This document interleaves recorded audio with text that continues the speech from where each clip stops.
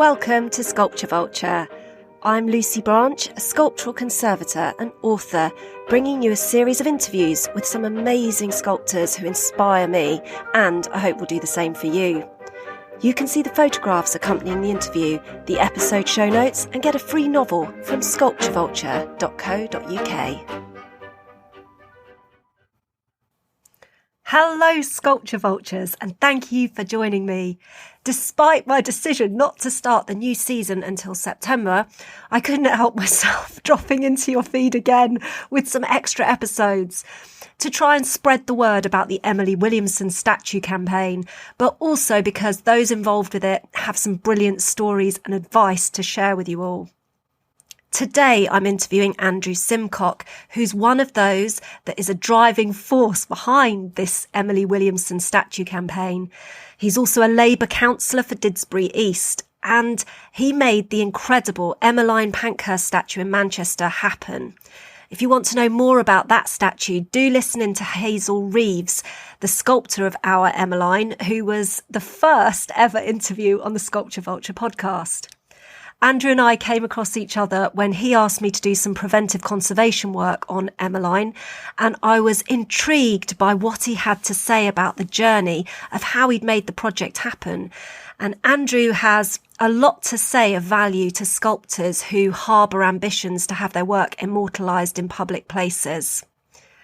I began our conversation today by asking him if he'd always been interested in sculpture. To be quite frank, I can't say that I have. I've always taken a passing interest in statues when I've been in a new city or whatever, but all of this really came about from a chance conversation several years ago in Manchester Town Hall with a friend of mine who was having coffee with me in the sculpture hall, and she looked around and suddenly said, all these busts, they're all men. Where are the women? And it really struck a chord with me, and that really was what started my interest in having statues of women in Manchester and the country more generally. And so how did you go about taking that step from that initial thought to actually being so involved in some really important sculptures for women? Because I'm a Manchester City councillor and I'm a member of the Labour group on the City Council, at the annual general meeting every year, there's a ballot for backbench members to be able to propose any resolution at all that they like for the City Council to debate, provided it doesn't cost the City Council any money. And 2014, 7 years ago, my name came out of that ballot, and I knew immediately what I was going to talk about, which was we need a statue of a woman of significance to Manchester in the city centre. And fortunately, that was unanimously supported by my fellow councillors. And the result, 4 years later, was the statue of Emmeline Pankhurst, which now stands in St Peter's Square.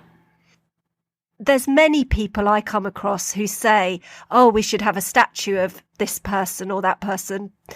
But making it happen is pretty different. It's a whole, especially if you're not particularly in the field of sculpture. How did you know what to do?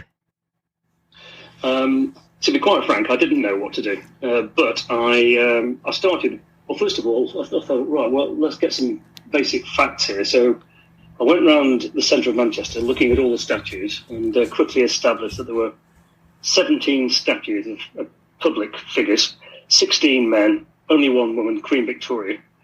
And then as my starting point, I looked, there's a very good book on the existing statues in Manchester.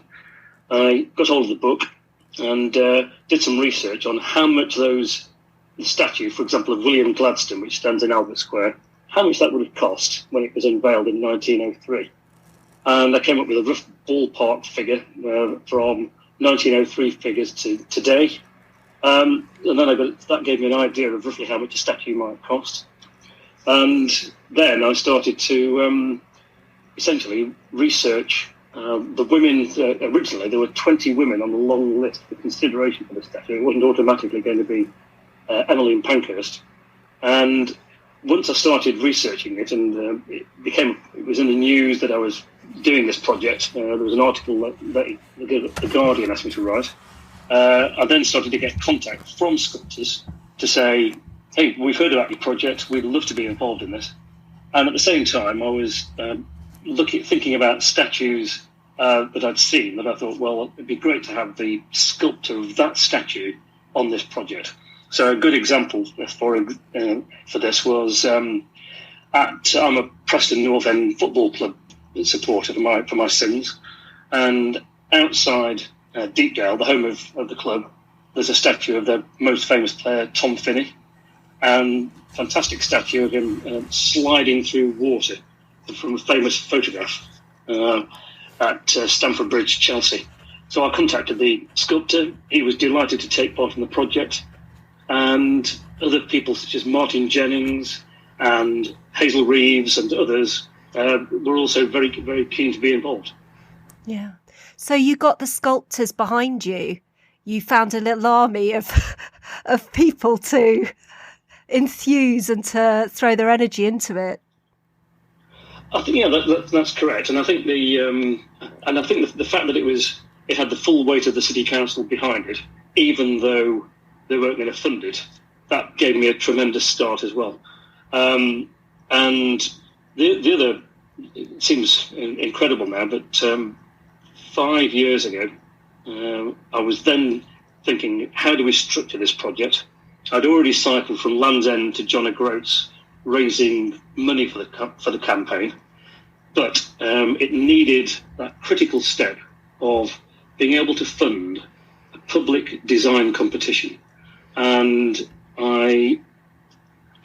this all happened around the time of Brexit, and it so happened that I was able to lend the campaign some money myself, which I thought I will recoup when we sell limited editions of the winning design. So all the sculptors who took part in the competition agreed that if they won the competition, they would agree to create a limited edition of 12 of their 40 centimetre high bronze maquettes. And I was able to repay myself from that money as it came in. Gosh, that's really entrepreneurial as well, Andrew. I've obviously, since this all kicked off, I've engaged with lots of sculpture projects around the country. People contact me and say, well, how do you do it? And sometimes there's quite a sharp intake of breath when I talk about lending money to the campaign and hoping to get it back, because I suppose I was just completely confident that it would work. And as it turned out, it did. But I can imagine that some people would think, do we really have can we really take that leap of faith in order to do that? Mm. And so did you throw the competition open to any sculptor that wanted to, or did you go door to door asking sculptors to contribute their designs? I'd already, through my own research, probably identified 10 sculptors. So, and people like Hazel Reeves, for example, once I got to speak to her, she invited me down to London to see the unveiling of Sir Nigel Gresley. Martin Jennings invited me to see Mary Seacole being unveiled, and other sculptors essentially just started to contact me because I think they must have some sort of feed where sculpture competition or sculpture is in the news, and they're automatically alerted to it by organisations. And fairly quickly we got to 20 sculptors who were interested, and by this point Emmeline Pankhurst had been selected. We had our selection committee lined up, and I invited all the interested sculptors to Manchester, 18th of July 2016, 5 years ago. And Helen Pankhurst and I basically interviewed them and told them what the brief was. This long list, there were 18 sculptors in this very small committee room in the town hall, and gave them the brief, told them that we were going to have a short list of 6. If they got to that stage, we'd give them £5,000 each to create their 40 centimetre high bronze maquette. Helen explained what her vision for the statue was, And then we went on a tour of the city centre, and I showed them roughly where the statue was going to be. It was difficult because it was a building site. And they were invited then to basically submit their designs. And 16 of them did press ahead and submit their designs.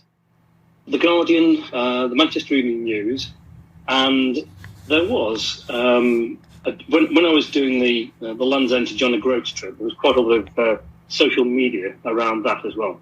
And that was very much about which woman should be honoured with this statue. So there was, and I was starting to build up a small following on my Twitter feed.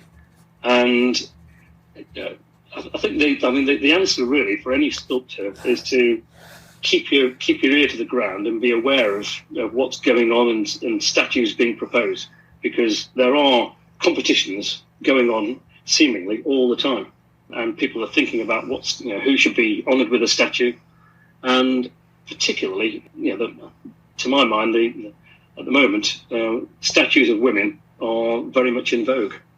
So I think the advice I can give to your sculptors really is be aware of what campaigns there are, and if anybody wants to contact me to find out what I know, they're very welcome to do so as well. Very kind of you. I'm sure you're going to get a flurry of people contacting you now. True, that might have been a mistake. But, I mean, the thing is that you did have quite a catalogue of very accomplished sculptors applying. How on earth did you decide who got to actually create the final sculpture? We had a long listing day. So all the sculptors who were interested submitted their ideas, either paper or with, in fact, one was actually printed digitally. So that was interesting to receive that. But they sent maquettes through, drawings, photographic exhibitions, etc. And basically we had one day where the sculpture committee came together with Helen Pankhurst and myself and others, and we gave them all a 20-minute interview, all 16 of them in one day, 20 minutes each. They all came to Manchester, which gives you some idea of how keen they were to win this particular project. We had a fantastic day interviewing them all, and then we shortlisted 6 of those 16. A tough competition, but we eventually decided that we had a shortlist that we were comfortable with, and rather by accident rather than design, we ended up with a list that was 50-50, 50% female, 50% male sculptors, and that's how the process really started. They then were given money to go away and start creating their designs. And what did you learn from that competition that you've taken forward with you? Is there things you've learned not to do, and others that you've learned that you'll definitely do again? There are lots of things I learned. From the sculptor's point of view, what I would say is that I don't think competitions are for everybody. And there were 1 or 2 people who entered the competition, actually got to the shortlist, and then actually found it wasn't really for them. They didn't like the public engagement, they didn't like the scrutiny, and they also found that it was quite time-consuming and took them away from teaching or other commitments.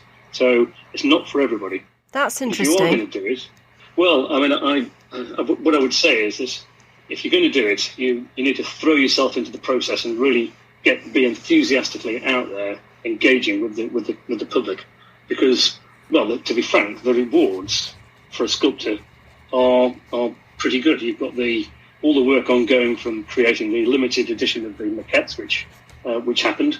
Then you've got the work itself, and then you've got the fantastic public profile that comes with having a great statue in the centre of a major city. So I'd say throw yourself into the process, be prepared for a certain amount of what I would call business development investment of time, because the rewards can really justify that. And from my point of view, what the main things I learned were you've got to have the family of the person who is being honoured with the statue. You have to have them on board completely with the shortlisted designs, and it's vitally important, because all too often you can see the results around us of statues that, for whatever reason, haven't worked, and there's been acrimony between the family or family members and the committee or whatever. So it's vitally important to get everybody aligned before you select your sculptors that you want on that shortlist. But, artists aren't really known for their extrovert qualities. We always think of the genius locking themselves away with their art rather than being out there and talking to the public and engaging with publicity and things like that. Is it just a myth that the artist is an introvert? That's certainly true in some cases. As part of that process, I threw myself into visiting all of them at their studio to see them at work. And, as you say, I spend lonely hours on end every day in what always seemed to be a very cold environment, working away. And it's a very solitary environment. But having said that, our shortlist, we had some really engaging, outgoing people on that group. Sean Hedges-Quinn, for example. What a lovely outgoing chap. Hazel Reeves, perfect for the whole, all aspects of the competition. Martin Jennings, great public speaker. And so finding that combination for me, to me it's about having a sculptor who is willing to throw themselves into it, and also capable of producing a great design. Now, tell us a little bit about your current project, which is I'm very excited about. Tell us about the Emily Williamson campaign.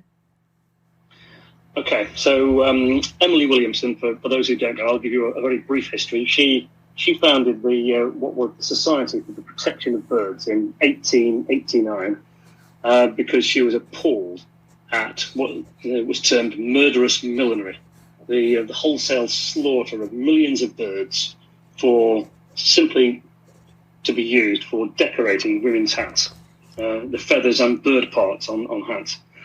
She launched this campaign, and it so happened that she did that in a house called The Croft, which is situated in what is now Fletcher Moss Park in my ward, Didsbury, in Manchester. So, gone through the same process. Obviously, this time we know straight away that it's going to be Emily Williamson who the statue is going to be of. And she was one of the 20 original women who were on my long list for consideration 7 years ago. Critically, this time, because she founded a society that's got 1.1 million members around the UK and abroad, it strikes me that if we can't raise the money, which is always the most difficult part of the process, from 1.1 million members and the backing of the RSPB, then there's not much hope. So the RSPB are on board, and they've been very generous with their support.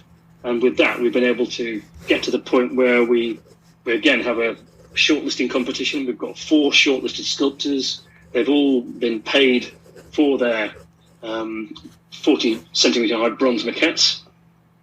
And I'm now embarking on a tour of RSPB reserves around the country, essentially taking these out to the RSPB membership and to others to say, what do you think? Please vote. And this kicks off on the 9th of August at Benton Cliffs in Yorkshire. And that's a significant location because the kittiwake was almost hunted to extinction 120 years ago by men, and it normally is men, going out in boats with guns and essentially shooting them for their bird parts and the feathers. And that went on with other different species, which we'll be highlighting as we move around the country. So the next stage of this tour is Saltholm near Middlesbrough on the 12th of August, Dungeness in Kent on the 19th, and Minsmere on the 24th. And then we go up to Lancashire, and go to Wales, and finally end up in Scotland. So trying to do a tour of Great Britain with the designs. And at each stage, we've got a very simple to use voting form that we basically ask people to use to tell us which of the 4 designs they prefer. How much influence will that have on the final decision? the sculpture committee, the selection committee, will make the final decision, but the public vote is very important. If I go back to the Emmeline Pankhurst competition, Hazel Reeves' design was the unanimous choice, actually, of the selection committee, but it was also the popular choice of the people voting. Interesting. So, that's. I mean, to my mind, if there isn't an interest in the community in engaging with this, whatever the statue is there any point of having a statue of that particular individual?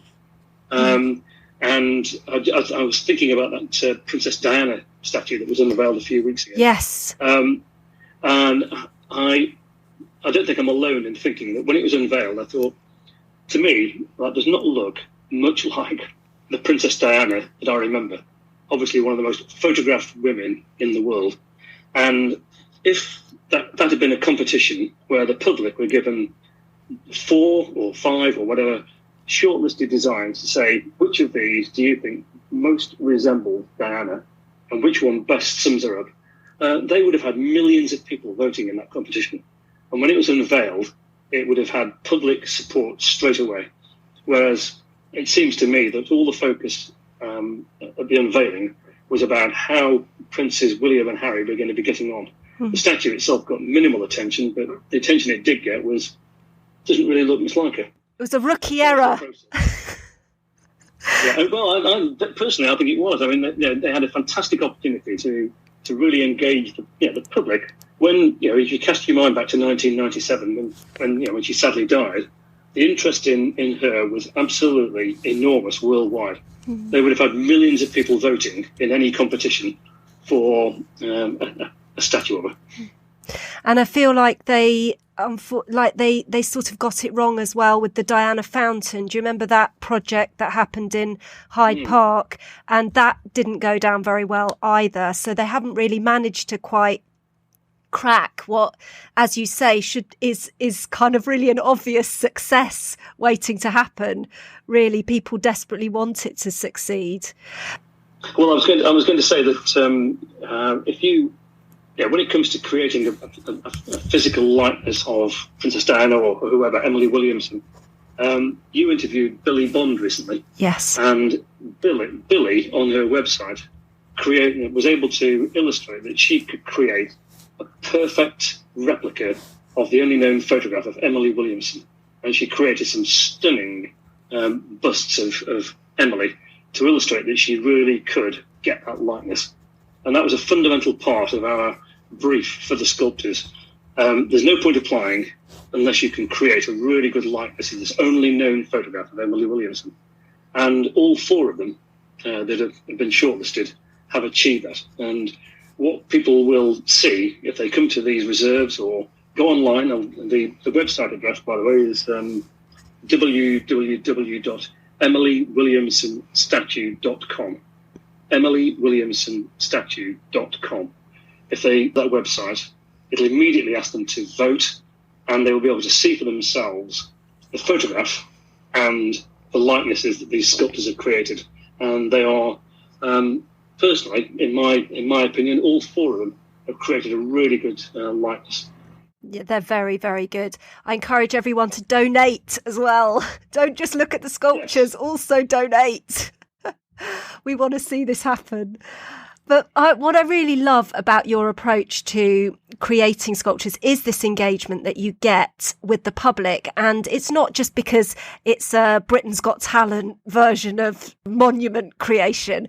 It's because people in the long term, one of the big problems we have with looking after sculpture, its long-term preservation, is that people are disengaged with the object, and so they do really silly things. They damage them, they swing off them, they pee up them, they do really damaging things around these spaces, sort of antisocial behaviour, which unfortunately then means that the sculpture ends up looking dreadful and getting ignored or people generally behaving badly around it. It sort of creates some momentum around it. But what you do is you get the public excited about the sculpture, and then they turn into an army of guardians.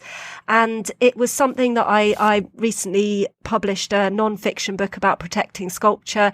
And that was a really big part of it. This idea of getting people to look out for the sculpture. We wanted it here, so we want to protect it and make sure it's looked after. It makes all the difference. And it's very plain to see. Emmeline in Manchester is, in comparison to many sculptures, even though she's not very old in terms of sculpture, she really has been cared for. It's interesting you say that, because we've just had the Olympic skateboarding competition taking place. And that's skateboarding, as you see, is from Tokyo, phenomenally difficult, very, very technical.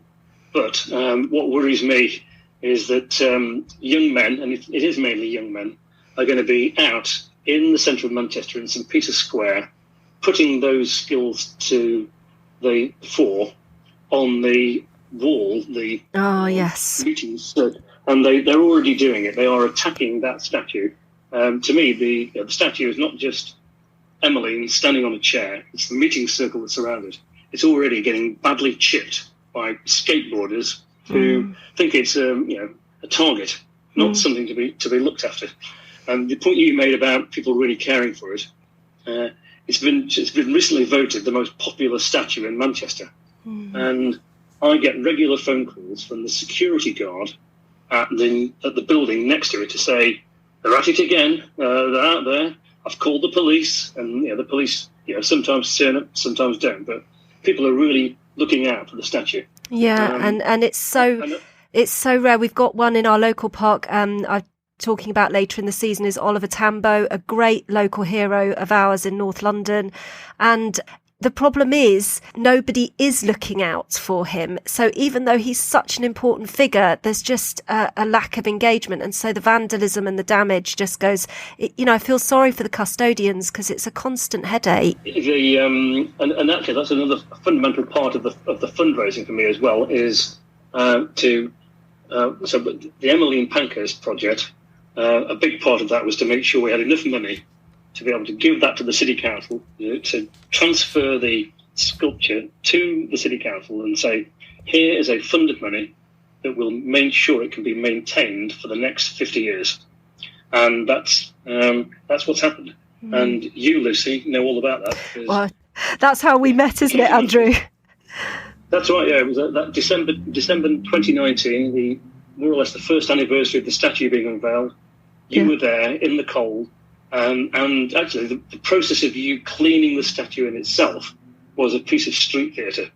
People coming up to me while I was watching you at work saying, Andrew, what's going on? There's ladders.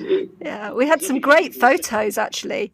and it was that it just showed that people were really taking an interest. But also, I think that watching you at work, actually cleaning and re-waxing the statue, made people realise that if that's done regularly, then it doesn't have to end up, sadly, like Queen Victoria in Piccadilly Gardens in Manchester, covered in pigeon poo. That's Emmeline Pankhurst has been maintained meticulously by yourself, and during the general election campaign of that year, people were dressing her up in all sorts of outfits that women in professions wear to illustrate the point. There's a lot of women workers in the UK, and there's always some new campaign going on around that statue.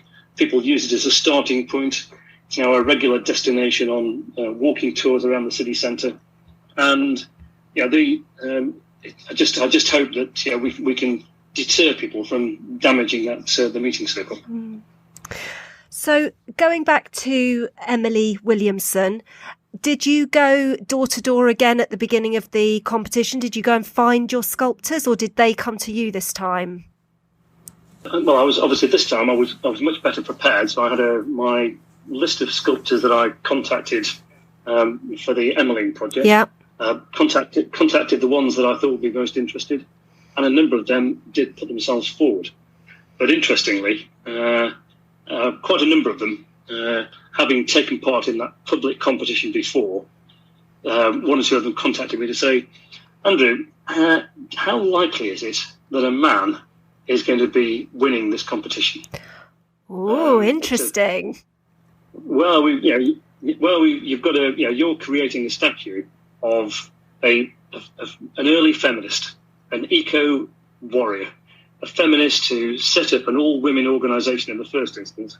How likely, really, is it that a man is going to win this competition? And I didn't stop them from. I didn't say, well, it's definitely going to be a woman. I just basically said, well, that's up to you. If your design's good enough, it will outweigh that consideration. In the event, some of the people that could have applied decided that in their own minds a woman is going to win this. So we ended up actually with an all-women shortlist. But men could have been on there. So that was an interesting dynamic to start with. Well, we don't have many. We don't have anywhere near as many women sculptors in the field than male sculptors. It's just a fact, and especially of large scale objects. And so, I don't know. Is it wrong to have a little bit of positive discrimination? I don't know. Yeah, I suppose. When you're a member of the Labour Party, like I am, you know that. Councillors and members of Parliament, the selection process for those, it's either an all-women shortlist or it's a 50-50 male-female shortlist. So I've had so much time within that environment, it's entirely natural to me, but I can see that some people, and in fact I'm picturing one or two of my friends from down the pub in Didsbury thinking, no, Andrew, it's just going to be an open competition. Let the best person win. And I can see both sides of that. Yeah, I think that's my problem too. I can see both sides. I know in chess, I know that there's been a fantastic Netflix series, The Queen's Gambit, all about a female grandmaster. But actually in chess, it's still so hugely male dominated that they have to have separate prizes for women. And it's just because of the numbers. Like my little girl plays, and she went to a competition recently and there were 89 boys and she was the only girl. So, that's got to put girls off to have that sort of level of imbalance. So you have to have ways of encouraging people forward. Yeah, and in fact, what you're describing there is very much the environment that Emily Williamson found when she started out on her campaign to protect birds. Yes. She was a female in a very male-dominated world. I think the other point about the four shortlisted sculptors, all four of them, Billy Bond, who you've interviewed, Laurie Desin-Gramel, Eve Shepherd, and Claire Abad, none of them were on my shortlist for Emmeline Pankhurst. So it's great to have four new, enthused people. And incidentally, all four of them, had they been shortlisted for a competition for Princess Diana, would have done a fantastic job in creating a maquette that actually looks like her. Mm-hmm. And so are any of those going to be out there with you showing the maquettes? All four of them came to Didsbury on the 1st of July, and they've all got the invitation. They know what my itinerary is, and I would love to see them come along and support me. And talk to the public. And their design at the various reserves. Mm. Okay, just one final question for you, Andrew. Will all those women on your original list get monuments? Well, that's a great question. I mean, there was actually, from that original long list, there were 20 women on that long list. 6 of those themselves were shortlisted, and 5 of those still have not got a public statue. But I'm working, funnily enough, I'm working with a campaign that's trying to get them more recognised. But I would love to do that. So the idea of having statues, not necessarily in the centre of Manchester, but in the places where they lived, or the other parts of the country where they went to be so prominent. You take Ellen Wilkinson, for example, the Member of Parliament for Jarrow, who helped to organise the Jarrow March. There's a campaign for a statue of her in Middlesbrough, which I'm keen to help with. So I'd like to think in time that there will be more representation of those women. Yeah. So we need to go. Need to go chat to Boris and get sculpture on the agenda? I've already tried that. I thought the Emmeline Pankhurst was unveiled to celebrate on the same day as the women first voted in a general election. But in 2028, that'll be the centenary of women getting the vote on the same terms as men, i.e. from the age of 21. And my idea, which I've already put to the government, is that we should have 50 statues of women around the country, perhaps sponsored by constituency MPs, etc. And we've got 7 years to create 50 statues to really celebrate that centenary.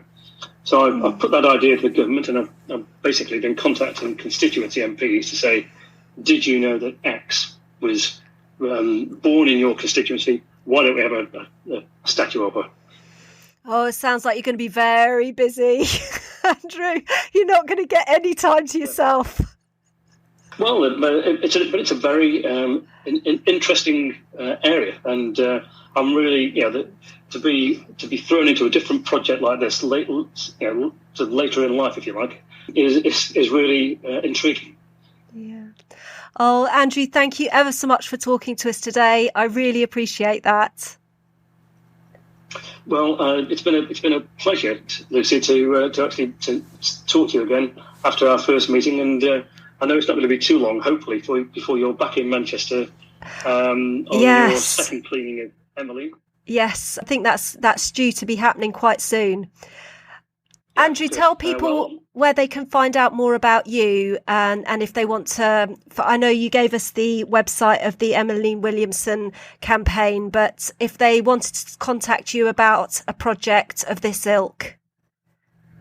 My contact details are actually on that website, the EmilyWilliamsonStatue.com website. So they can reach me there.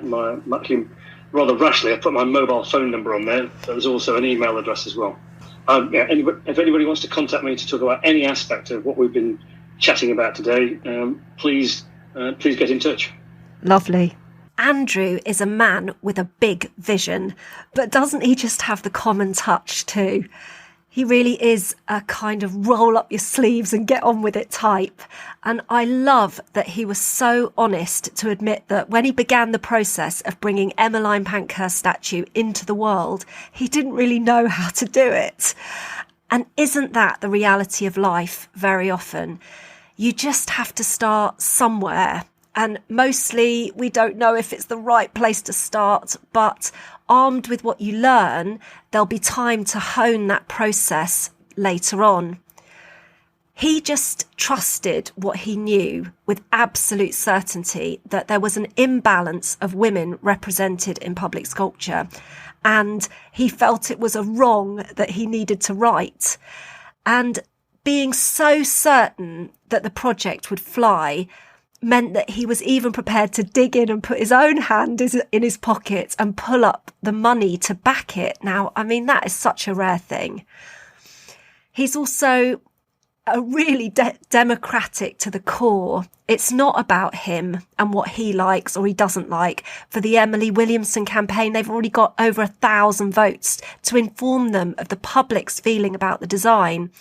He told me that only 1% have said none of the above to the sculpture designs. And that mechanism of asking the public is such a great barometer of public opinion, and one that others commissioning sculpture should really think closely about, I think, in future.